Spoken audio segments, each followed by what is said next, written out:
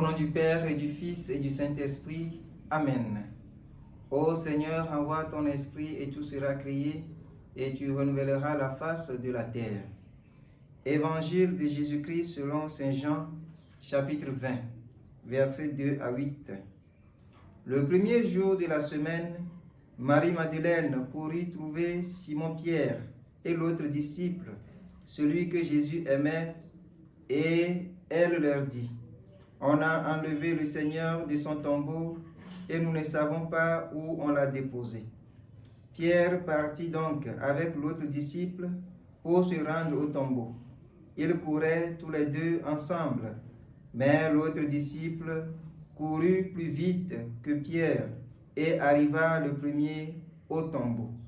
En se penchant, il s'aperçoit que les linges sont posés à plat, cependant il n'entre pas. Simon-Pierre, qui le suivait, arrive à son tour.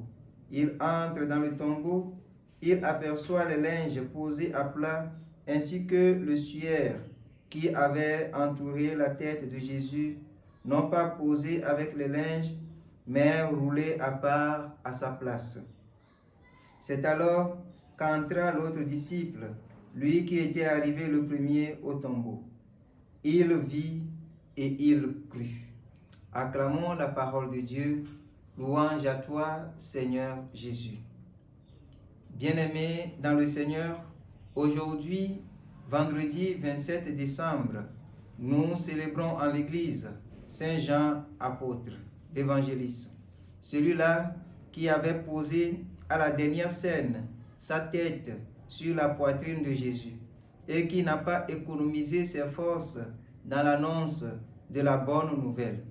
Bien-aimé de Dieu, dans l'évangile de ce jour, Jean, le plus jeune apôtre, s'est montré comme le plus grand athlète, non pour les préoccupations personnelles de ce monde ambiant, mais pour la recherche du Christ ressuscité et pour l'annonce de cette bonne nouvelle aux autres disciples et à tous les chrétiens de notre temps. Bien-aimés de Dieu, quelle est la cause de nos multiples courses dans nos quotidiens? Très souvent, nous courons chaque jour pour nos préoccupations personnelles, nos activités, nos affaires. Et vous le savez, en ces temps de fête, tout le monde court dans tous les sens pour ses préoccupations, pour au moins courber la main. C'est bien. Mais parfois, quand il s'agit du Christ et de son Église, de l'annonce de la bonne nouvelle, nous avons tellement d'excuses pour ne pas nous empresser et annoncer la bonne nouvelle aux autres. Bien-aimés dans le Seigneur, l'annonce de la bonne nouvelle, c'est pour nous tous. Nous devons courir, tant pour nos préoccupations personnelles, oui, mais quand il s'agit du Christ et du témoignage que nous devons rendre à son égard, nous devons aussi courir jusqu'à témérité. Jean Bosco disait que quand il s'agit du salut des âmes, je cours jusqu'à la témérité. En célébrant Saint Jean apôtre aujourd'hui, nous sommes tous invités à courir de toute notre force à la recherche du Christ, à l'exemple de Saint Jean. Que la présence du Christ nous galvanise, nous motive, nous pousse à aller de l'avant dans la mission du témoignage à rendre au Christ, maintenant et pour toujours.